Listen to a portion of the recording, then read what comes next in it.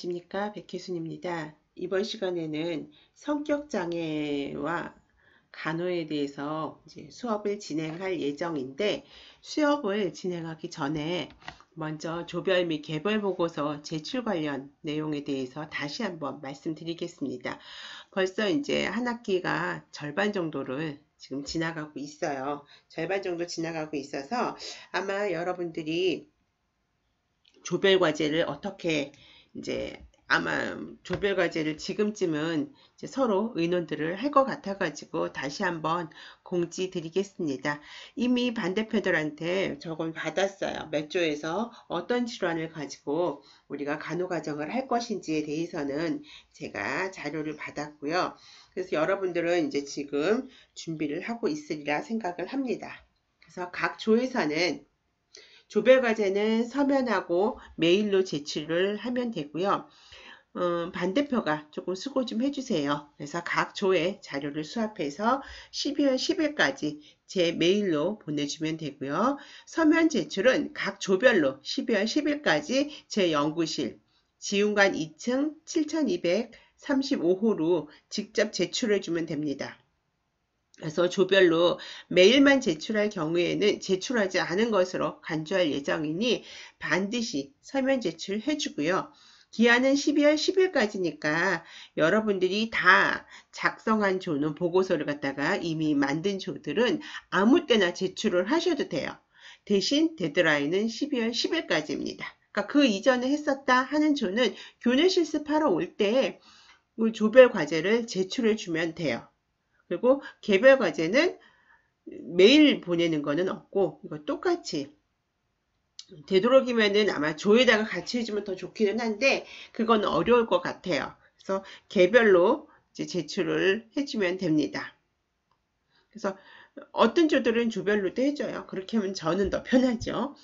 그래서 이거는 이제 개별 보고서, 조별 보고서는 발표는 없어요. 발표는 없고 보고서만 제출하면 되니까 여러분들이 누가 어떻게 발표를 할 것인가에 대해서는 고민하지 않아도 됩니다. 그래서 자세한 내용은 이제 제가 보고서 관련 OT 내용 줬던 거대로 여러분들이 보고서를 제출을 하고요. 이제 기한은 자꾸 기한을 여러분들이 또 물어봐요. 언제까지냐고. 언제기는 12월 10일까지가 종강이에요. 이날이 금요일이기 때문에 종강 때까지 여러분들이 제출을 해주면 됩니다. 그래야지만 제가 여러분들이 시험 볼 때, 기말고사 볼 때 조별 과제, 개별 과제 평가를 하거든요. 그래서 평가를 하니까 여러분들이 준비를 그때까지 해주시면 됩니다. 혹시 뭐 다른 반 학생들 거 뭐 서로 상의해서 하거나 그렇게 하면은 안 돼요. 제가 다 알 수 특히 개별 보고서 같은 경우, 조별 보고서 같은 경우는 쫙 펼쳐놓고 하기 때문에 금방 눈에 띄니까 그런 불상사는 없으면 좋겠습니다. 그렇게 하게 되면 이제 그 조는 다 점수를 0점 처리해요. 똑같은 걸 베꼈을 경우에는. 그렇게 할 예정이고요. 이제 다시 본격적으로 챕터 18 성격장애와 간호에 대해서 하겠습니다. 여러분들 성격장애 하면은 뭐 떠오르는 거 있나요? 성격도 우리가 가지고 있는 성격이 문제가 있나? 이것도 질환인가? 우리가 얘기할 때 저 사람 성격 이상해, 아유 못 같아 하는 것도 질환인가? 하는데 질환이 맞습니다. 성격장애도 질환입니다. 성격이 너무 이제 좀 극단이다 하는 사람들은 질환이에요. 그래서 어떤 장애가 있는지, 그래서 성격장애 환자들은 우리가 어떻게 간호해야 되는지에 대해서 이번 챕터에서 할 예정입니다. 그래서 목차는 성격장애, Personality Disorder, PD라고 얘기를 많이 합니다. 그래서 실상 저희는 PD라는 얘기를 굉장히 많이 써요. 임상에서는. 그래서 걸어다니는 PD 뭐 그런 얘기를 많이 하거든요. 그래서 성격장애고요. DSM-5에서 일반적인 성격장애 진단 기준은 그렇다면 어떻게 되는지, 그리고 성격장애의 원인과 정신역동은 어떤지, 성격장애를 가진 사람들의 행동 특성은 어떤지, 그러면은 이제 독특하다고 하는 성격장애의 유형들은 어떤 유형이 있는지, 클러스터 A, 클러스터 B, 클러스터 C로 나누게 되는데 클러스터가 군집, 뭐 군락, 이렇게 묶음으로 처리되는 거잖아요. 그러니까 클러스터 A에는 어떤 성격이 들어가고 클러스터 B에는 어떤 성격이 들어가고 클러스터 C에는 어떤 성격이 들어가는지에 대해서 우리가 조금 자세히 알아볼 거고요. 성격장애 환자의 간호 목표는 이런 성격장애 환자들도 입원을 합니다. 문제가 너무 심각할 경우에는 병원에 입원을 하게 되는데 이제 그때 대상자들의 간호 목표는 어떤 것이고 그 사람들한테 우리는 어떤 간호 중재를 해야 되는지에 대해서 이번 시간에 다루겠습니다. 학습 목표는 성격장애를 정의할 수 있고 성격장애 원인에 대해서 다양한 이론들을 논의하고 성격장애의 유형과 유형별 특징에 대해서 알아봅니다. 실은 이제 이 부분이 가장 핵심이기는 하죠. 그리고 성격장애의 치료법에 대해서 살펴보고 성격장애 대상자에게 간호과정을 적용하고 그리고 성격장애 대상자를 대하는 간호사의 자기관리의 중요성을 논의한다. 왜냐하면은 성격장애가 그야말로 진짜 성격장애예요. 그러니까 시쳇말로 성격이 뭐 지랄 같다 뭐 그런 얘기 많이 하잖아요. 우리가 그런 사람들을 갖다가 임상에서 대할 때 간호사가 스스로를 잘 관리할 수 있어야지 환자한테 휘둘리지 않고 건강하게 살아갈 수가 있어요.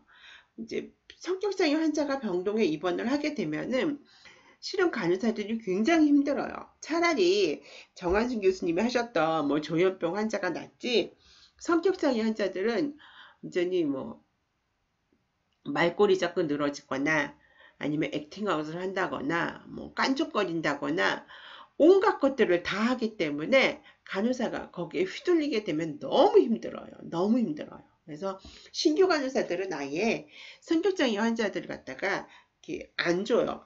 배당을 우리가 어떤 환자들을 관리하시오 할 때 성격장애 환자들은 잘 안 하게끔 얘기를 하게 됩니다. 문제가 발생할 것 같다 하면 반드시 선임 간호사들이 거의 다 성격장애 환자들을 대하게 되거든요. 저도 그랬었고요. 그래서 그런 거에 대해서 우리가 이제 얘기를 해볼 필요가 있습니다. 그래서 성격, personality라고 하는 것은 개인의 독특한 품성, 행동, 기질, 정서 및 정서적 성향의 조합으로 비교적 안정적이고 예측 가능한 감정 및 행동 경향을 우리가 성격이라고 얘기를 합니다. 그래서 어느 순간에 탁 보이는 걸 갖다가 저 사람의 성격이야 라고 하는 게 아니라 이게 조금 안정적이라는 거는 유지된다라는 거예요. 어떤 이제 시간이 지나도 그 밑에 나와 있듯이 시간이 지나도 그 특성이 변하지 않는 안정성과 상황이 바뀌어도 변하지 않는 일관성을 유지하는 경향이 있기는 있어요. 성격은. 그렇지만은 어느 정도 수정되고 변화되어질 수는 있습니다. 특히 우리가 사회생활 하면서는 많이 바뀌어요. 저 같은 경우에도 안 바뀐 성향들은 있죠. 기본적으로 안 바뀐 것들은 있지만 직장 생활 하면서 이렇게 많이 바뀐 부분들도 있어요. 예전 같았으면 저는 사람들 앞에 나서서 뭐 발표를 하거나 말을 하거나 그런 것들이 너무 쑥스러워서 얘기를 못 했었거든요. 근데 지금은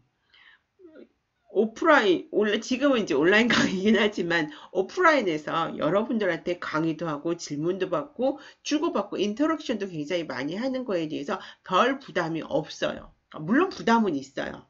그렇지만 그래도 많이 바뀌어서 얘기를 갖다가 할 수 있게 됐다라는 거죠. 그래서 이건 어느 정도 수정되고 변화될 수는 있지만 이제 기본적으로 안정성과 일관성은 가지고 있습니다.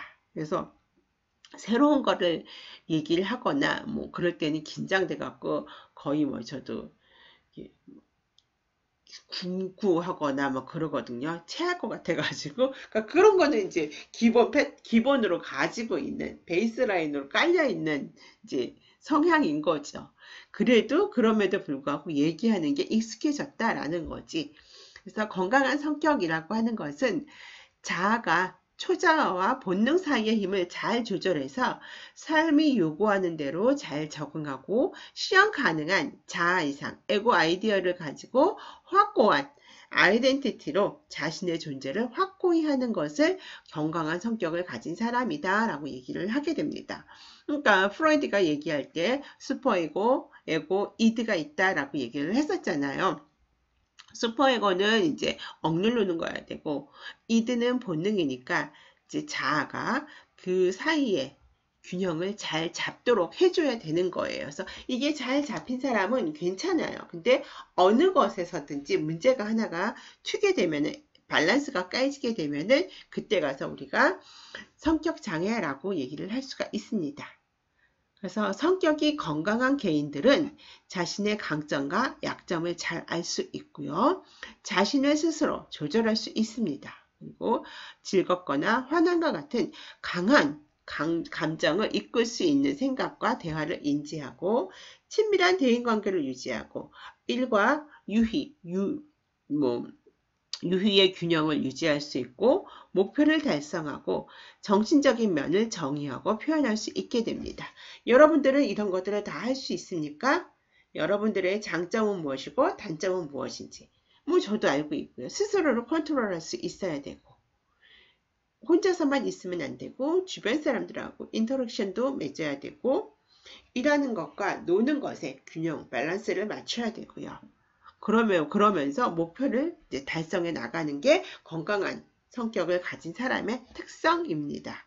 여러분들이 이걸 잘 하리라고 저는 이제 생각을 하게 돼요. 그렇다면은 그게 건강한 성격이라고 얘기를 한다면은 그러면은 성격 장애, 퍼스널리티 디스오더는 어떤 것을 우리가 퍼스널리티 디스오더라고 얘기를 하는가? 보면은 한 개인의 생각과 감정, 대인관계나 행동 양식이 그가 속한 사회의 문화적 기도로부터 심하게 벗어난 상태.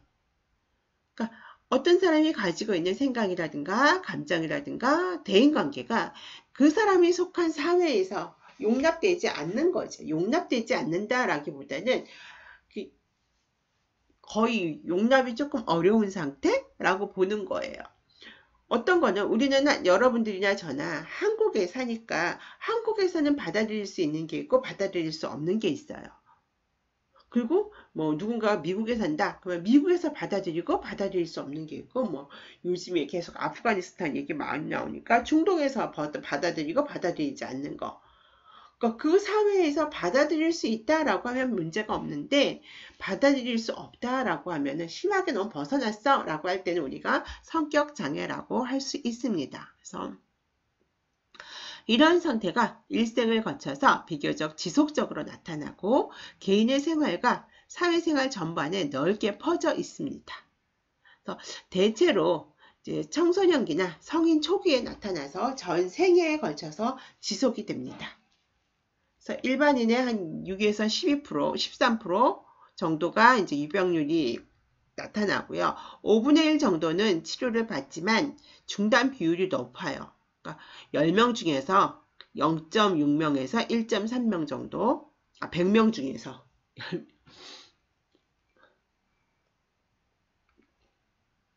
거기서 이제 그렇게 10명 중에서 맞죠? 갑자기 헷갈렸어요.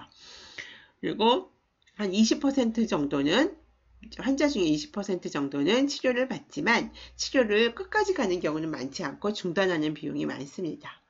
그리고 우울증이나 물질 남용 상태에서 자살 시도가 자주 일어나고요. 성공하는 경우도 있습니다.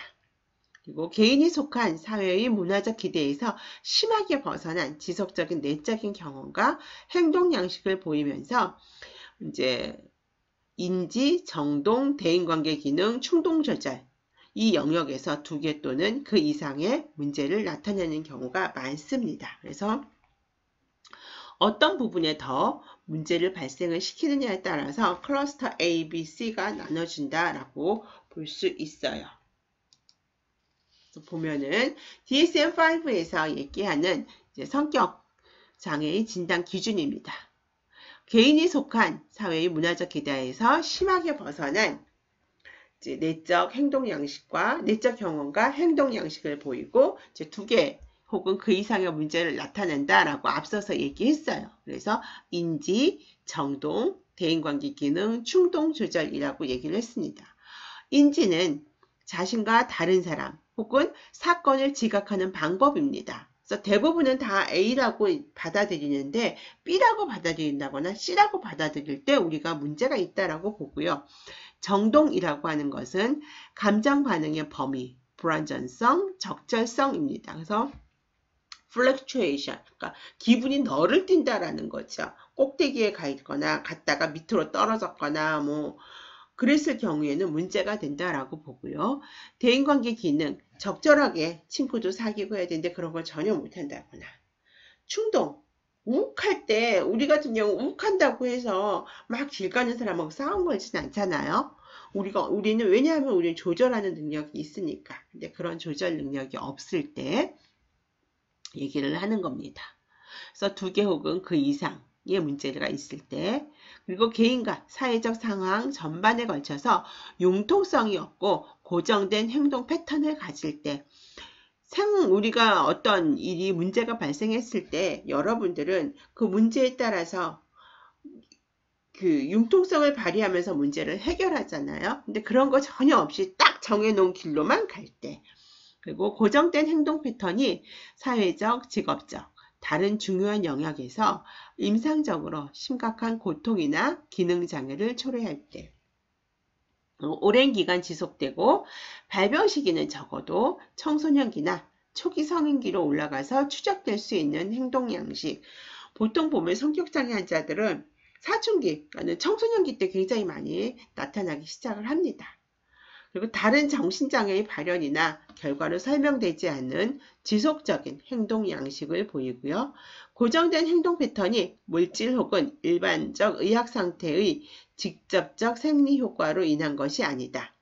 왜냐하면 이 행동이 약물 같은 것들을 해가지고 나타난 행동이냐 하면은 그런 게 아니다라는 거죠. 약물 복용하고는 관계가 없다라는 얘기예요. 그래서 원인 및 정신 역동을 보게 되면은 생물학적으로는 불안을 견디는 능력이 저하되거나 공격성, 특정 정서에 대한 유전적인 취약성 같은 생물학적 요인이 환경 요인과 상호작용해서 발생한다라는 거예요. 그래서 보통 생물학적 요인이니까 타고난다라는 거죠. 유전적으로 타고나는 거예요. 근데 이제 그걸 타고난다라는 걸 유전적 취약성이라고 얘기를 하죠. 이게 타고나기는 하지만은 환경 요인하고 같이 상호작용한다라는 거예요. 그래서 극도로 내향성을 가진 사람은 조현성 성격장애로, 극도의 적개심과 불신감을 가진 사람은 반사회적 성격장애로, 그리고 높은 수준의 신경증과 외향성을 가진 사람은 연극성 성격장애로 발전되기가 쉽습니다. 그리고 반사회적 성격장애는 유전적 성격이 굉장히 강해요. 그래서 그러니까 다른 것들보다 이게 유전이 되게 많아서 다른 사람에게 입양이 됐어도 환경적 요인에 의해서 다스려지는 게 아니라 이 아이는 입양이 되었어도 반사회적 성격장애로 자랄 가능성이 높다라는 거죠. 그리고 경계성 성격장애는 가족 중에 정서적, 충동적 조절장애를 가진 사람이 있을 수 있다라는 거예요. 그리고 다른 정신질환과 성격장애와의 연관성을 보면은 조현성 성격장애는 조현병하고 관련이 많이 있습니다. 둘이 비슷해요. 그리고 일부 성격장애는 어린 시절 반복된 정신심리학적, 신체적, 성적인 외상이 있다라는 거예요. 그래서 이런 반복된 외상이 신경전달 체계의 변화와 방어기전의 과다 사용을 야기해서 장애를 유발한다랍니다. 만성적으로 스트레스를 받았거나 세로토닌이나 도파민 수치 이상 같은 것들도 영향을 끼친다라고 할 수가 있어요. 두 번째는 정신사회적 요인입니다. 학습이론. 어렸을 때 영향력 있는 다른 사람이 모델이 되거나 강화되면서 학습되는 거예요. 아이들은 어른들을 보면서 자라잖아요. 특히 뭐 이제 여자아이는 엄마, 남자아이는 아빠인데, 그러니까 그 모델을 봤을 때 그 모델이 저 건강한 사람이 아니었을 경우에는 이 아이도 불건강하게 자란다는 거죠. 그래서 그때 성격장애도 같이 발병을 한다는 거예요. 그래서 인지 이론은 인지 왜곡으로 극도의 불안이 형성이 되고요. 정신분석 이론은 대상자가 사용하는 방어 기전에 초점을 맞추게 됩니다. 그래서 억압, 억제, 퇴행, 취소, 분열을 주로 많이 사용을 하게 됩니다. 환경적 요인을 보면은 편집성 성격장애는 역할 모델이 외부 집단에서 형성된 분노와 적개심을 아이에게 투사하고 비판적인 성향의 부모한테서 이제 자란 아이가 편집성 성격장애가 될 가능성이 높고요. 조현형 성격장애는 부모의 무관심과 냉담으로 인해서 정서적 고립감을 경험하고 부모와의 의사소통이 부재했을 경우, 반사회적 성격장애는 부모의 알코올 중독, 아동학대를 주로 많이 경험을 하게 됩니다. 경계성 성격장애는 어린 시절 성적 학대의 외상성 경험을 하거나 부모와 심한 갈등, 부모와의 이별을 경험했을 때, 회피성 의존성 성격장애는 부모의 집착과 과잉보호, 강박성 성격장애는 권위주의적 부모를 모방하거나, 자기애성 성격장애는 부모의 무관심, 모순된 보상, 성취에 대한 과도한 칭찬 및 작은 실수에 가혹한 비판이 반복되거나, 연극성 성격장애는 주목받고자 하는 행동은 지나치게 가족적인 강화를 통해서 형성이 된다라고 하는 거예요. 보면은 다음에 이제 지금 계속 읽었던 것들은 다음에 또 나와요. 자세하게 봤을 때. 그래서 여기 보면 여러분들이 지금 편집성 성격장애, 조현형 성격장애, 이게 다 성격장애의 종류들입니다. 그래서 성격장애를 가진 사람의 행동 특성을 보면은 스트레스에 대해서 융통성이 없거나 부적응적인 반응을 나타내는 경우가 굉장히 많아요. 특히 이제 이런 경우는 강박적 성향을 가진 사람. 일이나 사랑하는 능력에 장애가 있는 경우가 있고요. 대인관계에서 갈등을 유발합니다. 그래서 그 갈등은 심한 감정기복과 적대감을 갖게 되고요. 타인을 불쾌하게 하는 경향이 있습니다. 그리고 부정적 인지 체계로 인해서 타인에 대해 부정적 반응을 초래하거나 부정적 정서 경험으로 인해서 새로운 정보와 환경 해석에 방해를 받습니다. 그리고 약한 자아 정체성으로 인해서 인간관계나 환경에 접근하는 유연성이 없고 부적응적인 행동을 나타냅니다. 그리고 공격에 대해서는 충동 조절 능력이 결여되어 있어요. 그래서 모든 성격장애가 다 이런 건 아니고요. 이 하나하나가 각기 다른 성격장애입니다. 그래서 우리가 성격장애의 유형을 이제 살펴보면은 아까 제가 시작할 때 성격장애는 A, B, C군이 있다라고 얘기했어요. 클러스터 A, 클러스터 B, 클러스터 C가 있다라고 했는데 클러스터 A는 상식에서 벗어나 이상하고 괴상한 경향을 나타내게 됩니다. 그래서 편집성, 조현성, 조현형이 클러스터 A에 해당이 되고요. 클러스터 B는 보면은 사람 얼굴이잖아요. 누가 봐도 좀 괴팍해 보이지 않아요? 그래서 클러스터 A는 이렇게 해당이 됩니다. 클러스터 B는 되게 화려하죠. 보이는 얼굴이. 그래서 연극적이고 감정적이고 변덕스럽습니다. 그래서 반사회성, 경계성, 연극성, 자기애성, 성격장애가 여기에 해당이 돼요. 클러스터 C는 얼굴이 보면은 이제 가면 쓴 것 같잖아요. 근심, 불안, 두려움을 보이는 경향이 클러스터 C입니다. 그래서 여기에 해당하는 성격은 회피성, 의존성, 강박성 성격장애가 클러스터 C에 해당이 돼요. 그리고 기타 이제 다른 의학적 상태로 인한 성격 변화도 있고요. 이제 여기에 없는 성격장애도 있게 됩니다. 그래서 클러스터 A, B, C군에 대해서 특징 A, B, C군이 각각 특징이 어떤지 그리고 어떤 성격장애가 여기에 포함이 되는지는 여러분들이 꼭 알아두셔야 됩니다. 클러스터 A부터 이제 우리가 공부를 하겠습니다. 클러스터 A는 이상하고 괴상한 형이라 그랬어요. 그래서 이상하고 괴상하다 보니까 대인관계에 어려움을 갖게 되고요. 어려움을 갖다 보니까 고립되어 있고 사회화가 어렵습니다. 그래서 세상에 대한 자신의 생각이 확고하기 때문에 정신과 치료를 요구하는 경우가 드물어요. 본인은 나는 너무 확고한 거예요. 세상에 대해서. 그렇기 때문에 내가 왜 문제가 되지? 내가 문제가 될 리가 없으니까 난 정신과 치료를 받을 이유가 없어 라고 하면서 요구하는 경우는 굉장히 드물어요. 그래서 편집성 성격장애, 조현성 성격장애, 조현형 성격장애입니다. 여기에 해당하는 게. 그래서 편집성 성격장애, 파라노이드 퍼스널티 디스오더가 여기에 해당이 되고요. 이 사람들은 타인의 행동이 악의에 찬 동기가 있다고 해석하는 거예요. 그래서 불신하고 의심하는 게 특징입니다. 조현성 스키조이드 퍼스널티 디스오더는 사회적 관계에서 고립되고 정서 표현이 제한이 됩니다. 조현형 스키조타입8 퍼스널티 디스오더는 관계가 가까워지면 급성 불안이 일어나고 인지 또는 지각의 왜곡, 괴이한 행동이 전체적으로 생활 전반에서 나타나게 됩니다. 이 세 가지 중에서 가장 나중에 정신과 사이코시스로 발전할 수 있는 것이 결국은 인지 왜곡까지 오는 왜곡 형태가 나타나는 조현형 스키조타입8 퍼스널티 디스오더가 이제 문제가 될 수가 있겠죠. 각 다 문제가 되긴 해요. 그러니까 A형은 되게 언뜻 봤을 때는 조금 그렇습니다. 그래서 각각 자세히 다시 살펴보면요.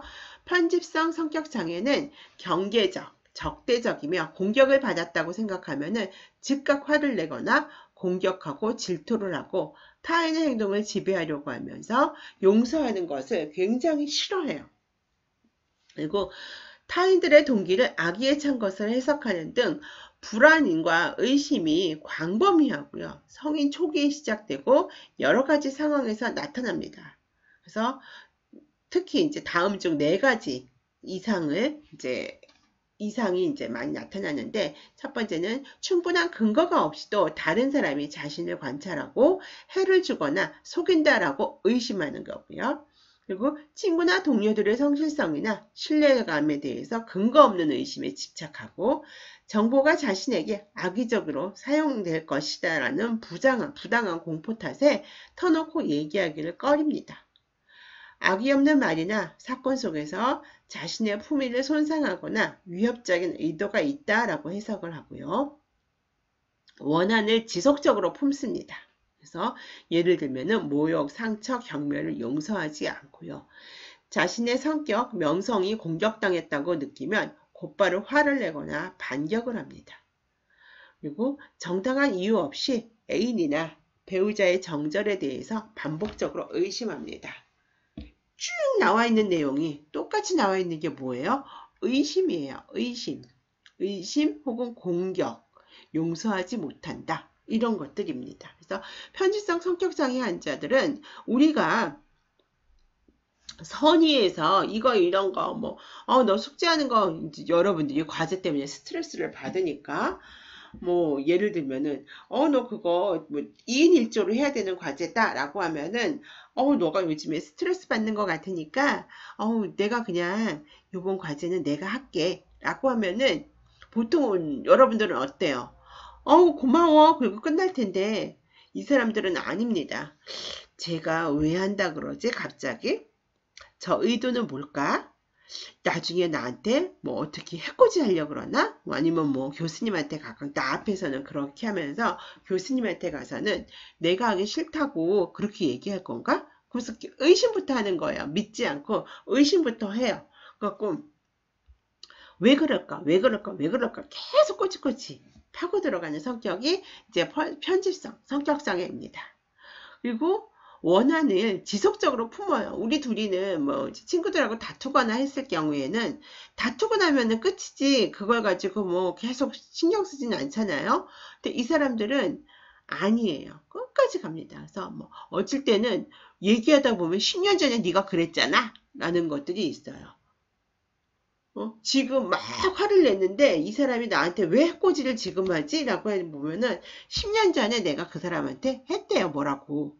그래서 내가 10년이 지난 다음에 다시 반박을 하는 경우도 있어요. 그 정도로. 그래서 조심해야 돼요. 편집성 성격장애 환자들한테는 함부로 친절해서도 안 되고요. 친절을 했는데 그게 오히려 이렇게 의심받게 되는 행동이 많기 때문에 이 사람들은 그렇게 하면 안 돼요. 절대. 그래서 이 사람들이 가지고 있는 방어 기제는 투사입니다. 왜냐하면은 내가 의심하니까 저 사람이 나를 의심했다라고 생각을 하는 거예요. 그래서 이거는 투사입니다. 그래서 편집성 성격장애 환자들 대할 때 간호사는 지나치게 친절하거나 친한 행동은 피해야 됩니다. 내가 잘해준다라고 하는데 우리는 친절하라고 얘기를 하니까 친절하게끔 하려고 그러는데 대상자는 의심하는 거죠. 저 간호사가 오늘따라 왜 저러지? 다른 환자한테는 안 그런 것 같은데 유난히 나한테 그러네? 나한테 뭐 잘못한 거 있나? 라고 생각을 하는 경우가 많습니다. 그리고 검사나 절차에 대해서는 사전에 분명하고 정확하게 설명을 해야 됩니다. 미리 해줘야 돼요. 그때 이제 뭐 닥쳐서 얘기하거나 불분명하게 얘기했다가 제가 그때 실수로 빠뜨렸어요 라고 하면은 이제 큰일 나는 거죠. 이 환자한테는 왜 네가 일부러 빠뜨렸지? 그렇게 얘기를 하기 때문에 안 돼요. 단순하고 분명한 언어를 사용해야 됩니다. 추상적인 언어를 쓴다라고 하면 해석이 여러 가지가 많이 나올 수 있기 때문에 명확한 단어를 선택을 해줘야 되고요. 중립적이며 친절한 감정을 나타냅니다. 그러니까 친절하게 하기는 하지만 또 불친절할 때는 너무 과다하게 친절하지 말라 소리예요. 일반 사람들한테 똑같이 보여주는 친절은 해야 돼요. 우리가 또 무뚝뚝하게 한다라고 하면 본인한테만 그랬다고 하기 때문에 친절은 하되 중립적으로 해야 됩니다. 그리고 어떠한 변화나 약물의 부작용, 지연의 이유에 대해서는 사전에 예고를 해줘야 돼요. 왜냐하면 미리미리 얘기를 해야지 자기 거만 빠뜨렸다라는 겁니다. 여기 예를 보면 이거죠. 누군가가 전화를 했어요. 내가 운전할 때. 뭐 그 사람이 내가 운전하는지 알고 전화했겠어요? 근데 편집성 성격 장애 환자는 이러는 거죠. 당신 내가 운전 중인 거 알고 너 일부러 전화했지? 일부러 전화해서 전화 받다 보니까 박았잖아. 그러고 나서는 용서 못한다 그랬잖아요. 두고 봐. 꼭 복수하고 말겠어. 기다려. 그리고 나서는 10년 뒤에 복수할 수도 있다라는 게 편집성 성격장애 환자입니다. 좀 무섭죠? 이 사람들은 무섭지는 않은데 조심해야 돼요. 그러니까는 중립적으로 그리고 그냥 누구한테나 통용되는 친절까지만 하면 됩니다. 두 번째는 조현성 성격장애입니다. 스키조이드 퍼스널리티 디스오더. 그래서 이 사람들은 근본적으로 감정을 분리하게 됩니다. 분리하게 돼서 사회적으로 친밀한 대인관계를 맺지 않아요. 감정이 분리되니까. 그러니까 공감하거나 그런 것들을 못한다라고 보면 됩니다. 그래서 타인의 칭찬이나 비평에 대해서 무관심하고요. 조현병이나 망상장애의 전조질환이 될 수 있고요. 조현은 성격장애나 조현병 가족이 있는 가족 안에서 발병이 증가합니다. 사회적 관계에서 고립 양상을 보이고요. 대인관계 상황에서는 제한된 감정 표현이 광범위하게 나타납니다. 그래서 성인 초기에 주로 시작이 됩니다. 그래서 보면은 이 사람들은 다음에 4가지 이상의 특징을 가지고 있어요. 가족 일원이 되는 것을 포함해서 친밀한 관계를 바라지도 즐기지도 않습니다. 나는 굳이 우리 가족 일원이 돼서 함께 모여서 얘기하거나 그런 거 피곤해. 그냥 나는 나야 라고 생각을 하고요. 항상 혼자 하는 행위를 선택을 하게 됩니다. 그러다 보니까. 그리고 다른 사람과 성적 경험에 관한 관심이 거의 없습니다. 왜냐하면 여자는 남자, 남자는 여자, 뭐 동성일 수도 있고 친하게 사귈 수도 있고요. 때가 되면은 여성은 남성에 관심이 있고 남자는 여성에 관심이 있고 그렇잖아요. 그런 거에 대해서 관심이 없는 거예요. 거의 모든 분야에서 즐거움을 취하려고 하지 않고요. 직계 가족 외에는 친한 친구도 없습니다. 타인의 칭찬이나 비난에 무관심합니다. 그리고 감정적으로 냉담하고 고립 혹은 단조로운 정동을 표현합니다. 기본적으로 조현성 성격장애는 다시 요점 정리하면 이 네 가지, 이 7가지 중에서 4가지 이상을 보인다는데 7가지가 거의 이거예요. 감정을 분리하고 친밀하게 대인관계를 맺지 않고 그냥 혼자 서 있다라는 겁니다. 여러분들이 하나를 다 외울 수는 없지만은 굳이 그럴 필요도 없어요. 그렇지만 이 특징을 바탕으로 이런 예들이 나왔을 때는 골라낼 수는 있어야 되는 거예요. 그 골라낼 수 있는 것들은 결국은 이 특징이죠. 감정을 분리하고 친밀한 대인관계를 맺지 않고 타인의 칭찬이나 비평에 무관심하다가 조현성 성격장애의 특징이다 라는 것들을 여러분들이 알고 있으면 이런 특징들이 있구나 라는 것도 우리가 같이 이해가 저절로 됩니다. 그래서 조현성 성격장애 환자의 예를 보면은 32세의 땡땡씨는 수줍음이 많고 사교성이 부족한 것 같다는 말을 많이 듣습니다. 가족들은 어려서부터 친구가 없었다고 말하고요. 그렇기 때문에 친구가 없으니까 사회성이 없다라고 생각해서 걱정을 많이 해요.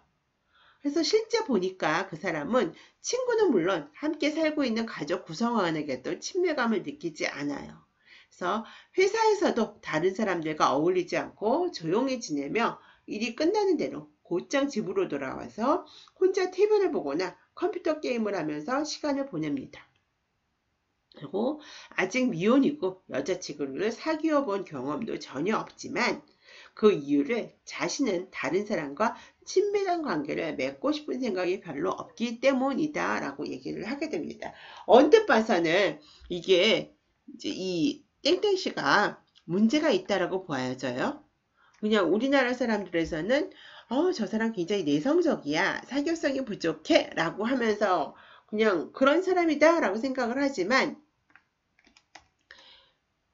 그 수줍음 많고 사교성이 부족한 것보다는 이 조현성 성격장애 특징이 사람들하고 무관심이잖아요. 무관심. 감정을 분리하고 대인관계를 갖지 않는 거기 때문에 그거는 좀 문제가 될 수 있다라고 봅니다. 조현성 성격장애라고 봐요. 그래서 그러면 또 여러분들이 그럴 거예요. 나도 사람 사귀는 거 싫고요. 저도요. 혼자 TV 보거나 혼자 지내요. 누구랑 만나는 것도 싫어요.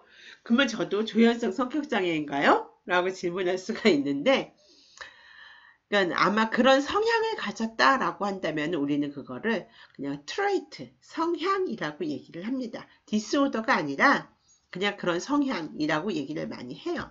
그러니까 대부분의 사람들은 그런 성향을 가진 거죠. 감정이 깊이 관여도 안 하고 뭐 이런 성향을 가진 사람들은 꽤 많아요. 의외로.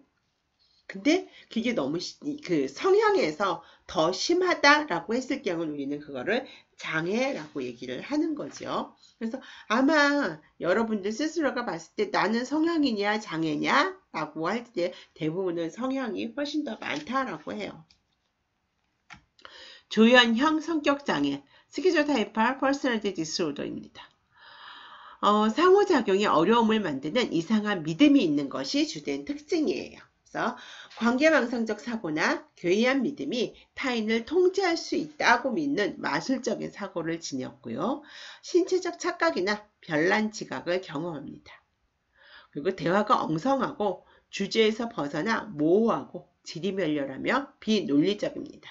그리고 행동이나 외모도 괴이하고 엉뚱하고요.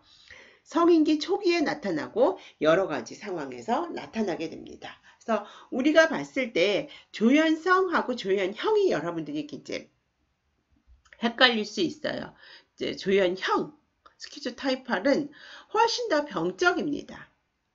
상호작용에 어려움을 만드는 아까 조현성에서는 그야말로 이제 감정이 무관심하거나 이제 깊이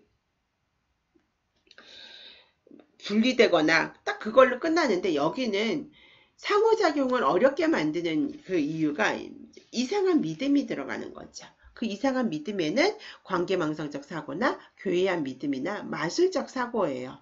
이제 누가 봐도 좀 이상하잖아요. 그럼 뭐 조커라든가 그런 사람들이 조현형으로 갈 수가 있겠죠. 그래서 이 사람들하고 얘기를 하게 되면 훨씬 병적, 조현병적으로 많이 기울어져 있기 때문에 대화가 엉성하고 주제에서 벗어나고 이렇게 모호하고 지리멸렬하고 비논리적이라는 게 훨씬 더 많습니다.